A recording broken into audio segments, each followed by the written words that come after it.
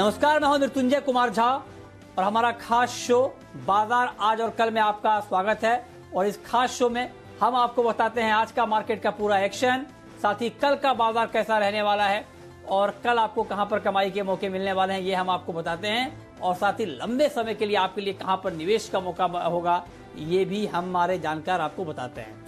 तो ये सारी बातें होंगी और आज आपकी तैयारी कराने के लिए हमारे साथ हैं जी बिजनेस के मैनेजिंग एडिटर अनिल सिंह भी, हमारे साथ एक खास मेहमान है HDFC सिक्योरिटीज के VK शर्मा साहब, और साथ ही मेरी पूरी रिसर्च टीम तैयार है, तैनात है आपको अलग अलग रिसर्च बताने के लिए। देवांशी से हम जानेंगे आज का मार्केट कैसा रहा, कुशल से जानेंगे टू व्हीलर और ऑटो एंसिलरी कंपनियों में तेजी क्यों है, और चेतन बताएंगे कि GSFC के लिए बड़ी खबर क्या है, और संदीप हमें अगस्त के लिए बताएंगे ऑटो कंपनियों की बिक्री कैसी रहेगी। ये सारी बातें होंगी, लेकिन सबसे पहले आपको बताते हैं कि आज पूरे दिन शेयर मार्केट में किस तरह का कामकाज रहा है। और एक्सपायरी से ठीक एक दिन पहले बाजार अच्छी तेजी के साथ बंद होने में कामयाब रहा। निफ्टी लंबे समय के बाद 11,500 के ऊपर बंद होने में कामयाब रहा। सेंसेक्स ने भी 39,000 के मनोवैज्ञानिक स्तर को पार कर लिया। सत्र के अंत में सेंसेक्स 230 और निफ्टी 77 अंकों की मजबूती के साथ बंद हुए। BSE मिड कैप इंडेक्स 0.5% और स्मॉल कैप इंडेक्स 3/4% तक चढ़े। मीडिया इंडेक्स ने 2.5% तक की छलांग लगाई। निजी बैंक इंडेक्स 0.25% और ऑटो इंडेक्स 1.5% तक मजबूत हुए। और अब आपको बताते हैं कि आज के मार्केट में विदेशी निवेशकों ने और घरेलू निवेशकों ने कितनी खरीदारी या बिकवाली की है। यह आंकड़ा जरा आप देखिए। FIIs यानी विदेशी संस्थागत निवेशकों ने कैश मार्केट में करीब 1581 करोड़ रुपए की खरीदारी की है। वहीं DIIs यानी घरेलू संस्थागत निवेशकों ने करीब 1195 करोड़ रुपए की बिकवाली की है।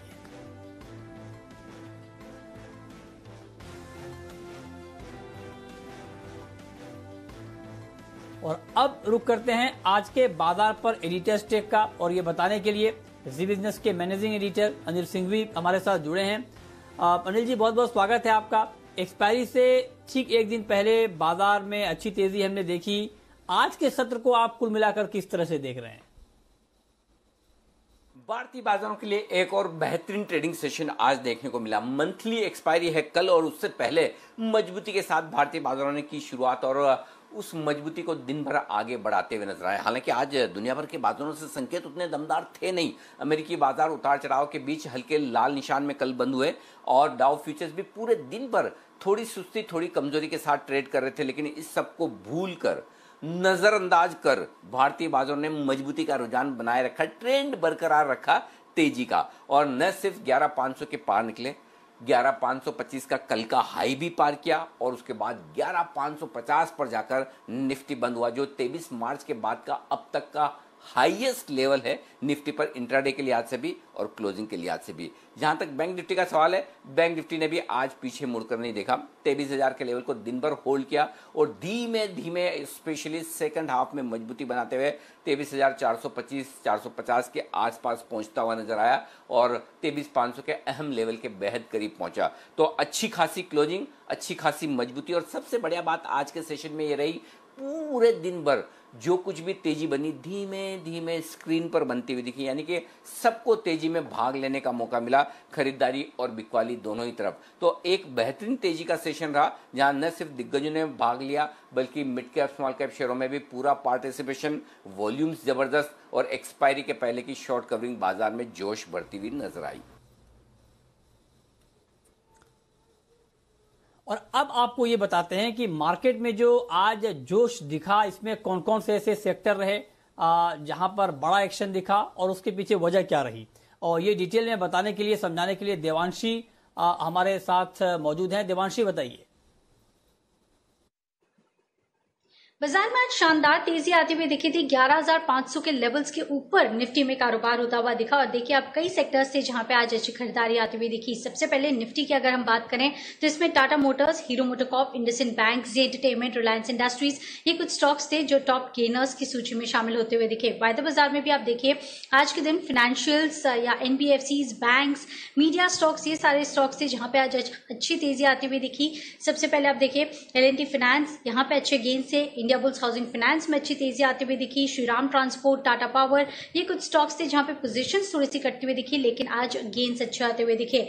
इसके अलावा बैंकिंग स्टॉक्स पर आप नजर कीजिए, स्पेशली आज प्राइवेट सेक्टर बैंक्स में अच्छी तेजी आती हुई दिखी है। उसमें भी जो दिग्गज थे जैसे कि Kotak bank, IndusInd bank, axis bank, ये और साथ ही आईसीआईसीआई बैंक, यहाँ पे अच्छे गेन्स आते हुए दिखे। इसके अलावा धनलक्ष्मी बैंक का और आरबीएल बैंक, यहाँ पे भी आज अच्छे गेन्स आते हुए दिखे थे।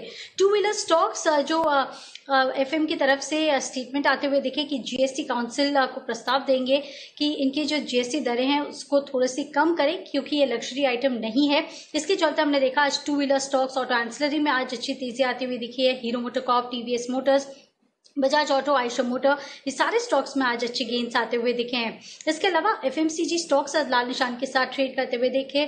थोड़ी सी मुनाफा वसूली ऊपरी लेवल से आती हुई दिखी है। ब्रिटानिया आप देख लीजिए आज लाल निशान के साथ ट्रेड करता हुआ। जुबिलेंट फूड में भी आज हल्की सी गिरावट जरूर देखने मिली है। यूनाइटेड स्पिरिट्स आज लाल निशान के साथ ट्रेड करता हुआ दिखा। लेकिन अब देखिए जो जी के सुपर हिट कॉल्स आज की ट्रेडिंग सेशन में रहे, जहां पे आपको ये बताया गया था कि यहाँ पे आपको खरीदारी करनी है, ये सारे कॉल्स में आपको अच्छे पैसे आते हुए दिखे। गैब्रियल सुमित जी का रिकमेंडेशन था। कोटक बैंक, सिमी जी ने आपको रिकमेंड किया था सुबह, साथ ही वागले जी ने, जय ने भी आपको रिकमेंड किया था। आरबीएल बैंक, विश्वेश और जय की तरफ से कॉल आती हुई दिखी थी। राकेश कुणाल चार्ट कॉर्नर में भी आपको ये स्टॉक सुझाया गया था। इंडसइंड बैंक में आपको आज खरीदारी की राय मिलती हुई दिखी थी। शांति गियर्स, आज जेन के जेम्स इस सेगमेंट में आपको बताया गया था। तो ये सारे ऐसे सुपरहिट कॉल्स थे जहां पे आज आपके पैसे बनते हुए दिखे। लेकिन इसके अलावा आज बैंकिंग स्टॉक्स और ऑटो, ये दोनों सेक्टर्स आज के हीरो परफॉर्मर्स ट्रेडिंग सेशन में बनते हुए दिखे। तो ये अलग अलग सेक्टर का एक्शन डिटेल में मानसी ने हमें समझाया। लेकिन अब रुक करते हैं अपने खास मेहमान का, और आज हमारे साथ कार्यक्रम में हैं एचडीएफसी सिक्योरिटीज के वीके शर्मा साहब। सर बहुत बहुत स्वागत है आपका कार्यक्रम में। मेरा आपसे पहला सवाल ये होगा कि जिस तरह का मार्केट आज हमने देखा, ठीक एक्सपायरी से एक दिन पहले बाजार में अच्छा जोश देखने को मिला, तो इससे क्या संकेत मिल रहे हैं, और दूसरा ये कि इससे संकेत लेकर कल के बाजार में कल के लिए क्या ट्रेड लिया जाए? जी, जो बाजार ऊपर गया, निफ्टी और सेंसेक्स दोनों, ये अच्छी बात है। पर सबसे बड़ी बात यह है कि रिलायंस ने पार्टिसिपेट किया, जो एक महीने से बिल्कुल पार्टिसिपेट नहीं कर रहा था, वो आज लीड लेके बैठा था टाटा मोटर्स के बाद। तो ये एक बड़ी अच्छी बात है, एक चेंज है। बिकॉज एक महीने तक अभी तक तो मार्केट ने लाइन शेयर रिलायंस जिम्मेवार था, और अब रिलायंस के नहीं बढ़ने के बावजूद पिछला एक महीना ठीक रहा, तो ये तो बड़ी अच्छी बात है। अब रिलायंस ने जब चलना शुरू कर दिया है, तो मैं समझता हूं कि अभी गति भी इंडेक्स की और बढ़ सकती है। तो ये मैं समझता हूं, और ये पॉजिटिव एटीट्यूड है आगे, और उसी पॉजिटिव एटीट्यूड के साथ सितंबर के अंदर जाना चाहिए। थोड़ी बहुत गुंजाइश इस बात की है कि कहीं ये देखे कि जो मार्जिन रूल्स थोड़े बहुत चेंज हो रहे हैं, जो सितंबर से लागू होंगे, उसके अंदर हो सकता है थोड़ी सी नरमाई कैश मार्केट में देखने को मिले। लेकिन कुल मिला के निफ्टी में मैं समझता हूं कि तेजी ही रही।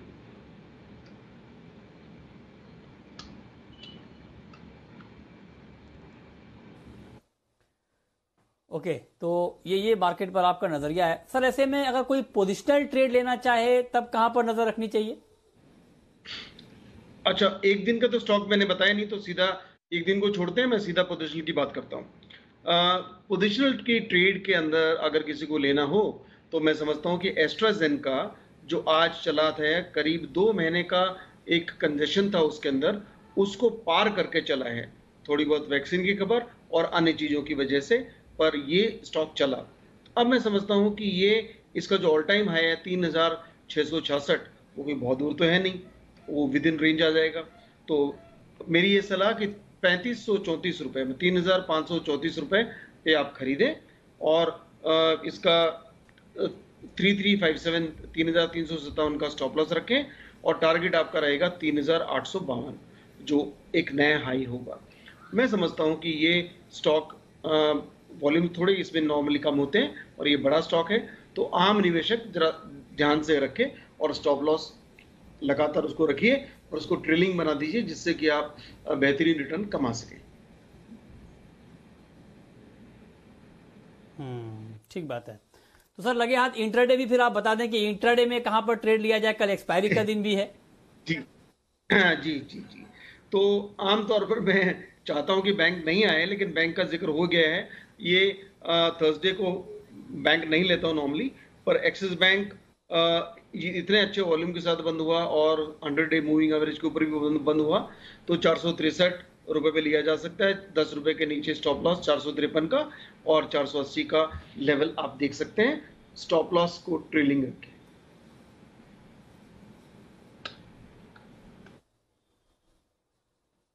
जी, तो ये दो ट्रेड आपके लिए, एक इंट्राडे के लिए और एक पोजिशनल, जहां पर आप ट्रेड ले सकते हैं। चलिए अब आगे बढ़ते हैं। और टू व्हीलर, ऑटो कंपनियां और ऑटो एंसिलरी कंपनियों में आज शानदार तेजी का माहौल रहा। इसके पीछे वजह क्या है और इससे आगे के लिए क्या संकेत दिख रहे हैं, ये डिटेल बताने के लिए हमारे सहयोगी कुशल गुप्ता हमारे साथ जुड़ रहे हैं। बताइए कुशल। जी, तो टू व्हीलर और उससे जुड़ी ऑटो एंसिलरी स्पेस के लिए काफ़ी अहम खबर ये निकल कर आ रही है कि कल सीआईआई के इवेंट में एफएम निर्मला सीतारमन जी ने ये कहा कि जीएसटी जो है इस पर जो लग रखी है मौजूदा करीब 28% की, वो अब घटकर 18% हो सकती है। ऐसा सुझाव जो है सरकार कल की जीएसटी काउंसिल मीटिंग में दे सकती है और इसी वजह से आज जो हमें तेजी देखने को मिली है, तमाम आप टू व्हीलर्स देख लीजिए या फिर उससे जुड़े हुए जो ऑटो एंसिलरी स्पेस है उसमें देखने को मिल रही है। इनफैक्ट एक आंकड़ा मैं आपको बताता हूँ, आप देखिए सालाना आधार पर करीब 2 करोड़ जो है मोटरसाइकिल्स की बिक्री होती है, जिसमें 150 सीसी के नीचे वाली जो बाइक्स हैं वहां पर सबसे ज्यादा सेल होती हुई नजर आती है। और मौजूदा सिनेरियो में अगर आप देखें तो हीरो मोटोकॉर्प और टीवीएस मोटर, इनके जो है सबसे ज्यादा 150 सीसी के नीचे वाले मॉडल्स अभी मार्केट में उतरे हुए हैं, जिस वजह से इनको सबसे ज्यादा फायदा होता हुआ नजर आ सकता है आगे आने वाली त्योहारी मांग में भी। साथ ही अगर आप ऑटो एंसिलरी स्पेस, जिनका मैक्सिमम आय का हिस्सा जो है टू व्हीलर स्पेस से आता है, वहां पर सबसे अच्छी बढ़त हमें देखने को मिलेगी, जिसमें मुंजाल शोवा करीब 80% इनकी आय का हिस्सा टू व्हीलर स्पेस से आता है। ये शॉक ऑब्जॉर्वर्स बनाती है। साथ ही शिवम ऑटो, इनका करीब 63% आता है। इसके अलावा Gabriel India, Endurance Tech, Minda Industries, इन जैसी कंपनियों पर आपको खास फोकस रखना होगा। Mid cap small cap space में काफी अच्छी तेजी बन रही है अभी हाल फिलहाल, और ये जो ट्रिगर है जीएसटी रेट कट का, उसका सीधा फायदा जो है इन कंपनियों को भी मिलता हुआ दिखेगा। ओके, शर्मा जी, सर ये जो आज हमने इम्पैक्ट देखा इस खबर का, जीएसटी में जो घटने की बात हो रही है और उसका बड़ा इम्पैक्ट हमने टू व्हीलर कंपनियों पर देखा है। कभी अभी क्या आपको लगता है कि और इम्पैक्ट दिखना बाकी है अगर ये कटौती हो जाती है, या फिर आपको लगता है कि ये डिस्काउंट हो चुका है? जी, डिस्काउंट तो हो गया है, पर ये जब ये एक्चुअली में होता है तो यहाँ पे थोड़े बहुत और फर्दर इसमें तेजी दिखने को मिलेगी। ये और बात है कि उस दिन जब एक्चुअली न्यूज आ जाए तो बढ़े, और बढ़त के बाद थोड़ा प्रॉफिट टेकिंग है वो अलग बात है, पर जब ये समाचार आएगा तो यहाँ पे आप फर्दर बढ़त एक बार तो जरूर देखेंगे। तो आप कह रहे हैं कि जब एक बार ये ऐलान हो जाएगा आधिकारिक तौर पर तो उसका एक इमीडिएट इम्पैक्ट दिखेगा, कुछ तेजी और यहाँ पर दिख सकती है। आगे बढ़ते हैं, अब बात करते हैं एक एक्सक्लूसिव खबर की। जीएसएफसी के लिए एक बड़ी खबर है और ये बड़ी एक्सक्लूसिव खबर बताने के लिए हमारे साथ हमारे संवाददाता चेतन भूटानी जुड़ रहे हैं। चेतन, बताइए क्या खबर है? जी हाँ, बिल्कुल। GSFC Gujarat state fertilizer company के यहाँ पे बहुत बड़ा ऑर्डर आते हुए जो मैंने सोर्सेज मुझे बता रहे हैं कि बाकी जीएसएफसी को नेपाल की तरफ से 3,500 मीट्रिक टन अमोनियम सल्फेट और 11,500 metric tonne ammonium phosphate sulphate का ऑर्डर मिल चुका है। जिसका मतलब ये है कि जीएसएफसी जो है गुजरात स्टेट फर्टिलाइजर कंपनी वो अब 3,500 मीट्रिक टन और 11,500 metric tonne ammonium phosphate sulphate का एक्सपोर्ट नेपाल को कर सकती है। जिसका मतलब भारत सरकार ने जीएसएफसी को एक एनओसी होता है एज पर रेगुलेशंस, उसको देना होता है ताकि नो ऑब्जेक्शन सर्टिफिकेट हो। तो उसके बेसिस पे भारत सरकार ने जीएसएफसी को एक एनओसी दे दी कि हाँ आप आगे जाकर ये एक्सपोर्ट कर सकते हैं नेपाल में। लेकिन उसकी शर्तें ये हो रखी गई हैं जो भारत सरकार ने रखी है कि आप जब भी इसको एक्सपोर्ट करेंगे इसकी जो ट्रेन या फिर जो रेल रिसीट्स होंगी वो आके आप सबमिट करेंगे और 15% ऊपर नीचे तक का माल हो सकता है। उसके अलावा अगर कुछ भी गड़बड़ पाई गई तो उसके हिसाब से एफसीओ के अंडर उसमें उनको पेनल्टी भी करी जा सकती है। लेकिन डेफिनेटली ये बहुत बड़ी खबर कंपनी की तरफ से आती है, क्योंकि आज के टाइम पे जब कंपनीज के पास प्रॉब्लम्स हैं ऑर्डर्स लेने के लिए, और इस टाइम पे नेपाल का एक एक्सपोर्ट ऑर्डर मिल रहा है, लेकिन इस एक्सपोर्ट ऑर्डर में अच्छी बात यह है क्योंकि government to government treaty order के अंदर होती है, तो इसके अंडर जो भी एक्सपोर्ट्स जाते हैं वो एक सिस्टम के थ्रू जाते हैं जिसमें ड्यूटीज बहुत कम या नेग्लिजिबल होती हैं और कोई भी रेड टेपिज्म नहीं होता रास्ते में। तो डेफिनेटली कंपनी को ये बहुत बड़ा फायदा आते हुए, लेकिन आगे जाके ये देखना जरूरी है कि जीएसएफसी जो है वो कितने बड़े ऑर्डर्स भारत सरकार से या एक्सपोर्ट ऑर्डर्स लेके आ पाती है। बहुत शुक्रिया चेतन आपका इस एक्सक्लूसिव खबर के लिए। और अब रुक करते हैं हमारी खास पेशकश का, शर्मा जी के ऑप्शन का।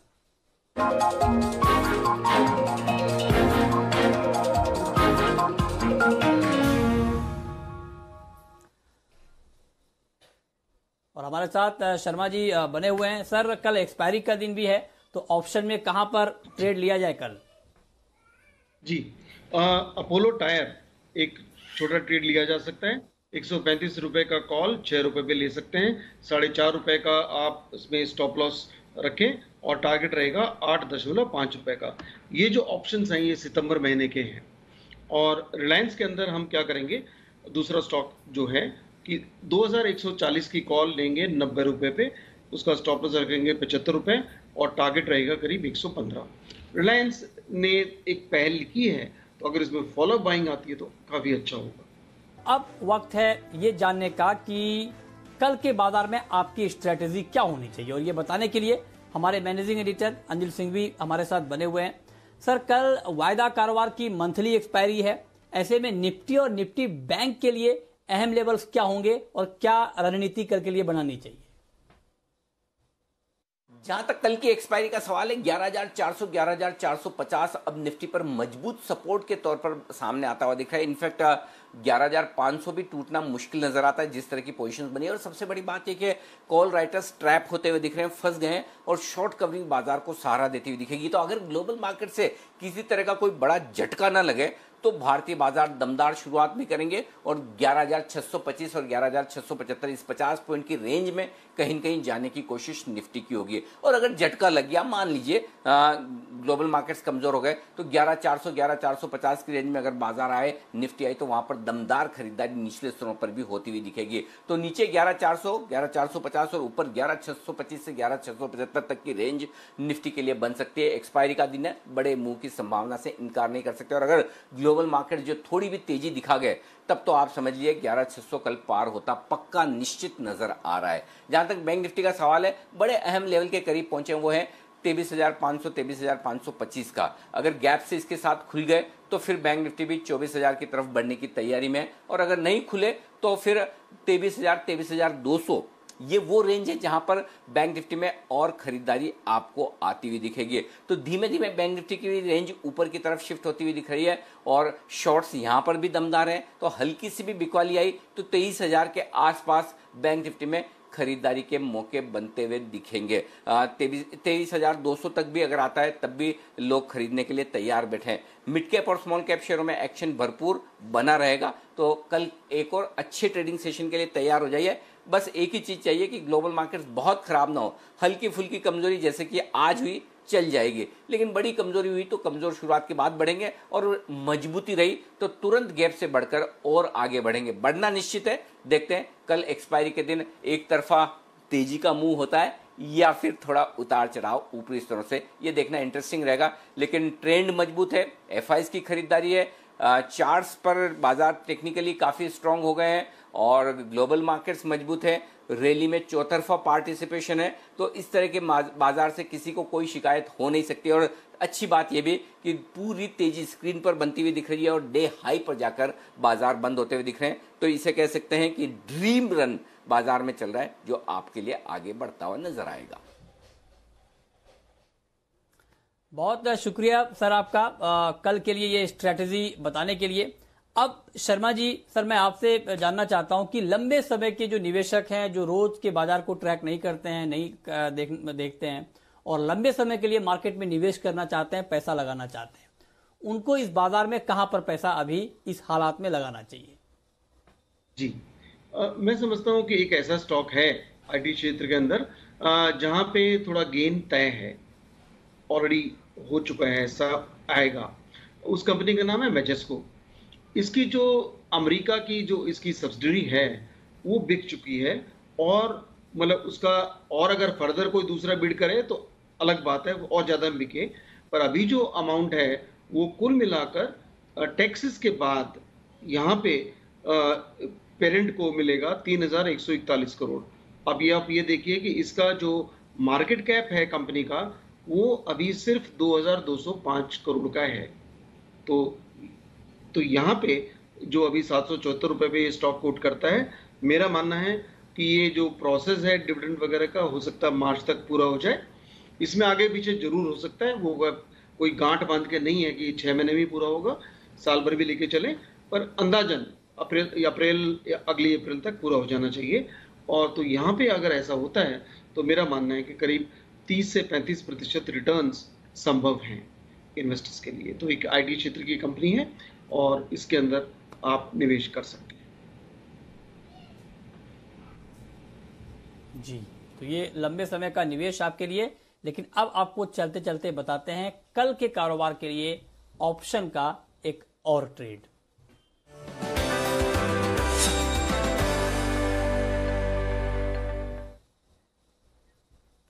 और ऑप्शन का ये ट्रेड बताने के लिए हमारे साथ हैं चॉइस ब्रोकिंग के सुमित बगड़िया। सुमित जी, बहुत बहुत स्वागत है आपका। बताइए सर, आपके हिसाब से कल ऑप्शन में कहां पर ट्रेड लिया जाए? नमस्कार मृत्युंजय, मेरे पास ऑप्शंस के अंदर एक इंडेक्स में स्ट्रेटेजी और एक स्टॉक में है। तो पहले इंडेक्स की बात करते हैं। निफ्टी, बैंक निफ्टी बहुत मजबूत लग रहा है चार्ट के ऊपर। कल एक्सपायरी, मंथली एक्सपायरी भी है और मंथ एंड भी है, तो मेरे को लग रहा है कि यहाँ से एक अच्छा अपमूव निफ्टी बैंक निफ्टी में देखने को मिलना चाहिए। निफ्टी के अंदर 11,550 का कॉल 35 रुपए के आसपास लेने का सलाह रहेगा। 10 रुपए का इसके अंदर स्टॉप लॉस लगाना है। और कल अगर 11,600 तक का मूव देखने को मिला तो फिर 11,550 की कॉल के अंदर 70 रुपए से लेकर 80 रुपए तक का अपसाइड मूव देखने को मिल सकता है। ये तो हुई इंडेक्स की बात। मृत्युंजय, स्टॉक का भी ऑप्शन बता दूं? जी बिल्कुल बिल्कुल। स्टॉक ऑप्शन में मेरे पास महिंद्रा एंड महिंद्रा फाइनेंस है, जो कि चार्ट के ऊपर बहुत अच्छा लग रहा है। ऐसा लग रहा है 150 से 152 रुपए तक का upside move Mahindra and Mahindra finance में देखने को मिल सकता है। इसके लिए महिंद्रा एंड महिंद्रा फाइनेंस का 140 का कॉल 10 रुपए के आसपास लेने का सलाह रहेगा, जिसमें 7.5 रुपए का नीचे में स्टॉप लॉस लगाए। और स्पॉट में जो मैंने टारगेट्स दिए अगर वो अचीव हो जाते हैं तो ऊपर में 15 रुपए से लेकर 18 रुपए तक का अपसाइड मूव देखने को मिल सकता है। ठीक है, ये दो ट्रेड आपके लिए ऑप्शन में। बहुत शुक्रिया सुमित जी आपका, शर्मा जी आपका, और साथ ही मेरी पूरी रिसर्च टीम का बताने के लिए कि आज का मार्केट कैसा रहा, कौन कौन सी खबरें रही और आगे का बाजार कैसा रह सकता है।